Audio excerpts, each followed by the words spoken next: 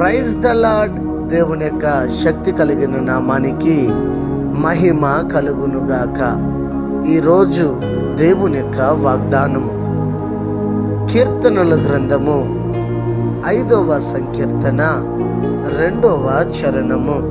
నా రాజా, నా దేవా, నా ఆర్తధ్వని ఆలకించుము, నిన్నే ప్రార్థించుచున్నాను అని ఇక్కడ భక్తుడు తెలియచేయచ్చు ఉన్నాడు. భక్తుడు శ్రమల మార్గము గుండా వెళుతున్నప్పుడు కఠినమైనటువంటి పరిస్థితులను ఎదుర్కొని ముందుకు కొనసాగించుతున్నప్పుడు భక్తుడు దావీదు ఇలాగ ప్రార్థన చేస్తున్నాడు. నా దేవా, నా రాజా, నా ఆర్త ధ్వని వినండి, నిన్నే నేను ప్రార్థిస్తున్నానని అన్నాడు. చూడండి, ఒక మనిషికి ఎప్పుడు ప్రార్థన వస్తుందంటే, ఒకటి వేదన కలిగినప్పుడు మాత్రమే ప్రార్థన వస్తుంది. 2 దేవుని ఆత్మ నింపుదల కలిగినప్పుడు ప్రార్థన వస్తుంది. సంతోషంతో ఎవరు కూడా ప్రార్థన చేయరండి. సంతోషం ఉన్నప్పుడు ప్రార్థన మర్చిపోయి మిగిలిన కార్యక్రమాలు మునిగి తేలియాడుతూ ఉంటారు. కానీ భక్తుడు శ్రమల మార్గం గుండా వెళ్తున్నాడు కాబట్టి ఇక్కడ భక్తుడు, దేవా, నా రాజా, నా ఆర్త ధ్వనిని వినండి, నా హృదయంలో ఉన్నటువంటి వేదన బయట నేను చెప్పుకోలేకపోతున్నా. ఒకవేళ చెప్పడానికి కూడా నా సమీపాన ఎవరు లేరు, నాకు దగ్గరలో ఎవరు లేరు, నా చుట్టూ ఎవరు లేరు.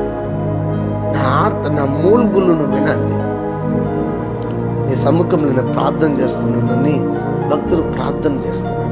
ఆ ప్రకారం నీ హృదయంలో ఉన్న వేదనని ఎవరితో చెప్పుకోలేకపోతున్నావా? నీ చుట్టూ ఎవరూ లేకుండా ఉన్నారా? నువ్వు నీలోనే కృంగిపోతున్నావా? నీలోనే ఎవరితో పంచుకోవాలని బాధపడుతున్నావా? బాధపడద్దు. దావీదు చేసినట్టుగా ఆర్తధ్వని వినండి, నిన్నే ప్రార్థిస్తున్నానని అన్నట్టు మీరు కూడా దేవుణ్ణి ప్రార్థించండి.